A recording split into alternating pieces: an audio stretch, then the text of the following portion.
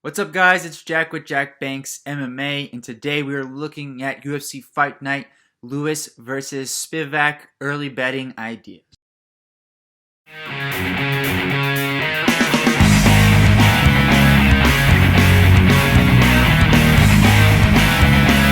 Alright, so we're going to kick things off with the main event. This week's video will be a little bit shorter, as I have to be completely honest with you guys. I've fallen behind a little bit on tape. So I'm only going to focus on the fights that I was able to do the tape study on. It's going to be the main event. It's going to be Fernie Garcia versus Brady Hiestand. And it's going to be Della Maddalena versus Danny Roberts. A short video for this week. So to the main event, we have Derrick Lewis taking on Sergey Spivak.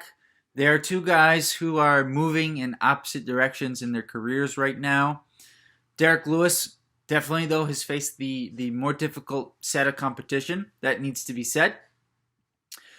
But at the same time, Sergey Spivak stylistically could be a very difficult matchup. And I think he is a difficult matchup for Derrick Lewis. And it's because of how he goes about getting his takedowns. The reason I say that is because, okay, let's bring up the Cormier fight, right? Now, Sergey Spivak is not Daniel Cormier, but I think the way he approaches his takedowns, he can follow a similar game plan to what Cormier was able to do to Derrick Lewis.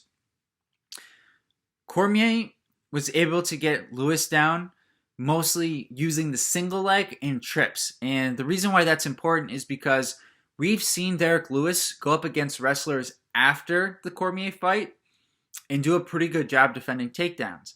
But what I've noticed is a lot of times they're going for double legs, and Lewis is able to throw the uppercut, and if he misses, he's got a good chance of getting, underhooks in and able to defend the takedown, just because he's so strong. Like, he's so physically strong that if he's able to get those underhooks in place, it's really tough for guys to take him down.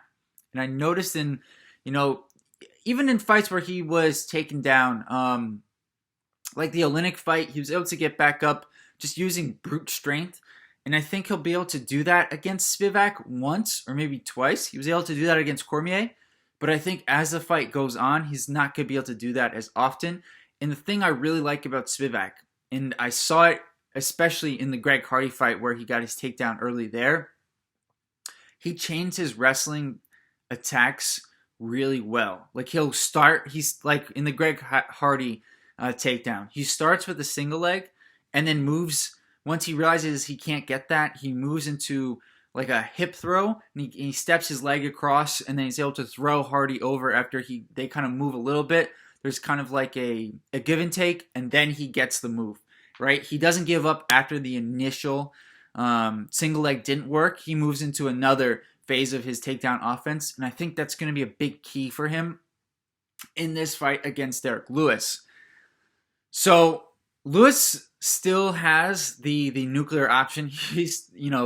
Listen, Derrick Lewis beat Curtis Blades, who I think at this point is the best wrestler in the division. He beat Blagoy Ivanov. He beat the aforementioned Alexei Olynyk, more of a jiu-jitsu guy, but still a very good grappler. So Lewis has had success against the wrestlers since the Cormier fight. I just think Spivak's style of wrestling is going to give Lewis issues. And I fully expected to come into this video saying I was picking Derrick Lewis and I was going to take the underdog odds. But after watching the tape, I can't do it. Sergey Spivak's wrestling is too good. I think he'll be able to get the takedowns. And I also think he's improved a bit on his feet. Like, if you watch the Augusto Sakai fight, he's very light and nimble, I would say, on his feet. And he seems to have a level of confidence that has picked up since he lost to Tom Aspinall. So I have Spivak minus 180 in this fight to Derrick Lewis plus 150. I think right now there's fair value on Sergey Spivak, so I think it makes sense playing him. And I originally had this fight as, fight doesn't go to the decision, as minus 200. But then I realized this is a 5-round fight, and the chances of this lasting all 5 rounds are very little. So I moved that to minus 400. 80% of the time, I feel pretty confident in that. Next up is the Brady Hiestand versus Fernie Garcia fight.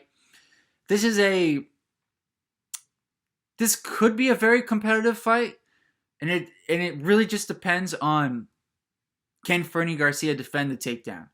Because Brady Hiestand, if we know anything from his Ultimate Fighter fights, he's going to be coming for the takedown. He's not going to stop.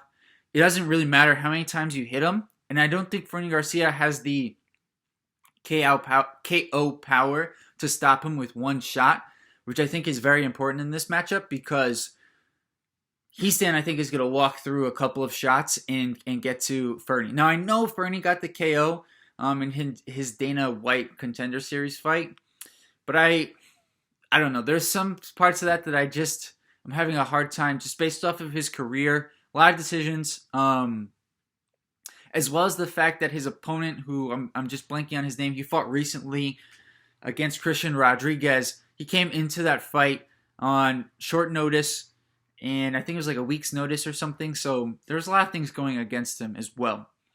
I think Hiestand has a tremendous wrestling and grappling advantage in this fight. I do think Fernie Garcia will have the advantage in the striking, but I must admit that Hiestand, having a year off coming into this fight, he was able to fix his knee problems, which he said were bothering him during the Ultimate Fighter and probably in his fight against Ricky Tercios.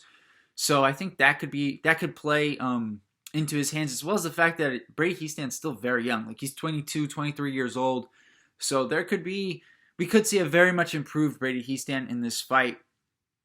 I think Hiestand wins it a little more than 60% of the time, minus 160 or so, I think is fair, to Fernie Garcia's plus 135.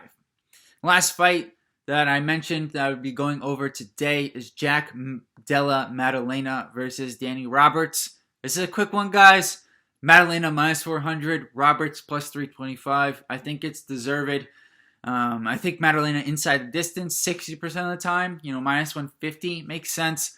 And then via KO rather, minus 140, just because Della Maddalena does have one submission on his career on Tapology. But man, this is a fight that seems like, I don't know, Danny Roberts was kind of forced to take this fight. I know Della Maddalena was talking about it was hard for him to find a matchup. And so maybe they gave Roberts maybe a bump in pay to take this. I have no idea. But it just, on paper, does not seem like a great matchup for Danny Roberts. They have, I think Roberts is a little bit taller, but they have similar reach. And we've seen Danny Roberts have some real problems with his chin.